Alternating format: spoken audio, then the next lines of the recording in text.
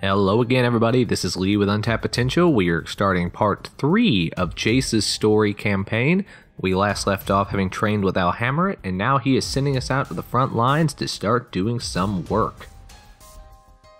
Alhammerit believes you're ready for a real mission. As an arbiter for peace, he needs up-to-date intelligence from the front lines.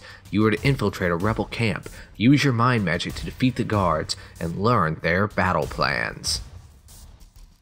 Let's go ahead and get started. So we're up against the Trovian separatists. The peace on Vryn is kept by, there's two different groups competing for the mage rings there, and Alhammerit is one of the people who helps keep the peace.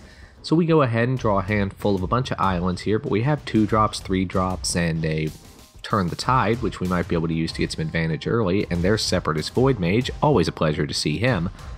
So hopefully this will go pretty well for us.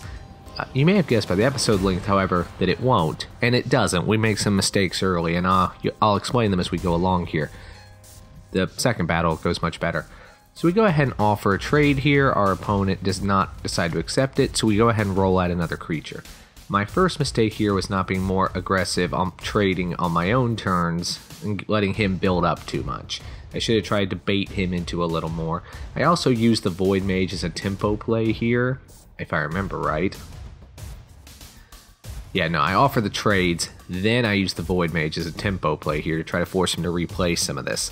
I should have probably held back on that and just played the Blind Phantasm, as sure, it is a good tempo play, but it gives him time to, it got a small creature out of the way as opposed to getting a, big creature that I was actually having trouble handling out of the way. So as you can see, we are still very, very much drawing a bunch of islands, and our opponent is finally taking the initiative to start blocking. We go ahead and use our ability to draw here in order to get a little bit of advantage out that guy before he goes away. And now our opponent, after the combat this turn, is going to start rolling out their big threats. For instance, a 5/3, which, spoiler alert, very little in this deck can trade with evenly, so we're going to have to make some 2-for-1 trades here to control that sort of thing, and that's not a good spot to be in. We hold back here as we would be throwing one of our creatures to its death for no reason. And here's another 5/3. Fortunately, he doesn't attack, and Sphinx's tutelage ability now goes on the stack, so we can start milling him. Unfortunately, we only hit him for 2 cards there. In order to see what else we can draw, we do it again, and discarding another island because we have more than we can use already. We do manage to hit our opponent for 4 more cards there, but he will beat us to death before we can deck him at this rate. And here come the attackers.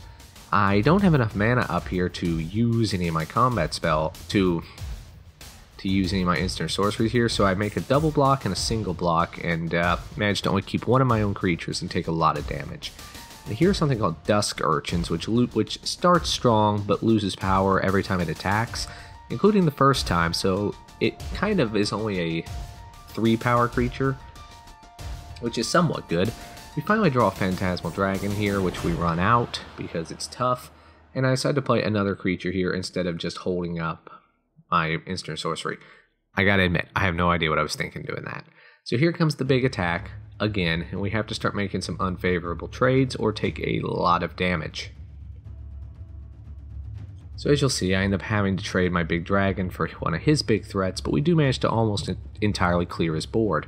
But oh look, here's a Gravedigger to get back one of his creatures.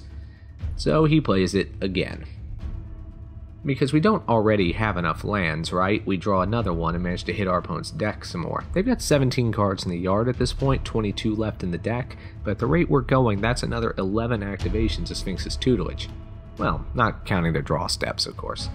So the opponent's big ol' army attacks here, and we finally use our last trick to essentially take no damage this turn, as 2 of his creatures will hit us, but 2 of his creatures also have no power this turn.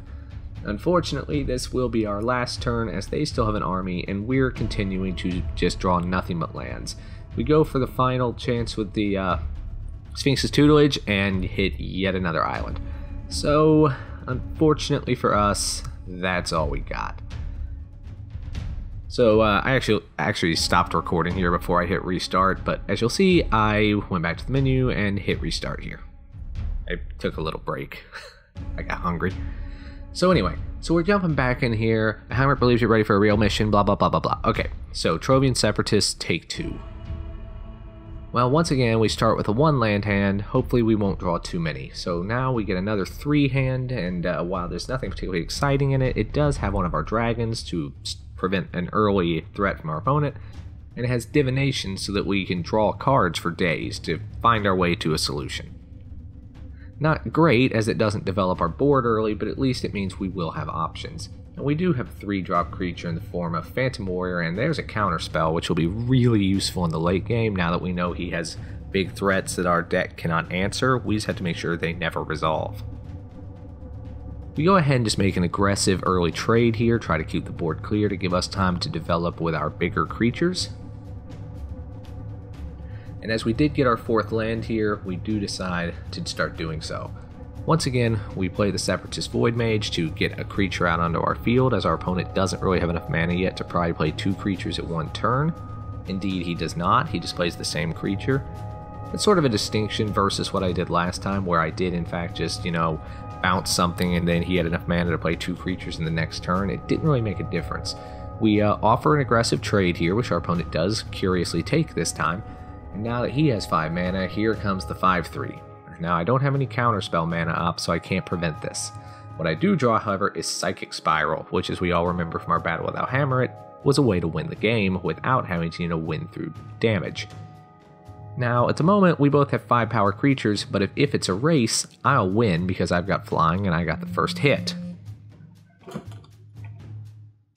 So our opponent hits us back with 5 here. We could chump, but we decide not to. We want to keep our creature for right now. And here goes our dragon. As the second it's targeted, it gets killed, although that spell would have killed it anyway. So at this point we have 2 cancels, Divination and Psychic Spiral in our hand. We go ahead and get in for 2 damage versus our opponent and use Divination here. And we play Blind Phantasm in order to get another creature out for potential blocks. Again, it doesn't leave us open to be able to counterspell, but at this point we have to protect our life total. We don't block here though, and another 5/3 comes down. There's no point in chump blocking here, we just need to wait till we can do a very aggressive double block. We play a second Azure Mage, and if I recall, we just passed the turn back. We do. I recorded this last night and then woke up and I'm doing the voiceover in the morning. So here comes the attack, so we double block one of them, we take the other. And as our opponent attempts to play Gravedigger, this time, we're ready. Nope, you are not getting back your best threat. So sorry, try again. So now we only have to contend with 1 5/3, and we play another creature and keep yet another cancel up in case he tries anything funny. So if we double block here, we'll finally have control of the field, and we have enough mana to activate our creature's ability as a parting gift. We do that. Or rather we don't, we kept up cancel. And it's a good thing we did, because here comes another threat from our opponent. So we draw the Sphinx's Tutelage here, which means now we're in a position to start burning down the opponent and get him into Psychic Spiral range. We also get lucky here as our opponent doesn't draw anything they can use, allowing us to not get beaten down as we are preciously low on life.